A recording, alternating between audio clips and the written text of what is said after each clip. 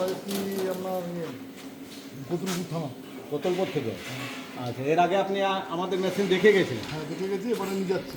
আচ্ছা, আজকে আপনার চোখের সামনে দেখুন এই যে বাতাসা বার করা হলো, এ কেমন হলো বলুন? না, বাতাসা ভালো। ভালো হয়েছে? আচ্ছা, তো এর আগে আপনি কি কোথাও অন্যান্য কারখানা আরও বহু জায়গায় দেখেছি। বহু জায়গায় ঘুরেছেন, তার ভিতরে আমাদের মা কালী অটোমোবাইলসে ভালো লাগলো, আর আপনার চোখের সামনে সব কিছু দেখিয়ে দিলাম। হ্যাঁ, দাদা আপনি বলুন কেমন লাগছে? না ভালো।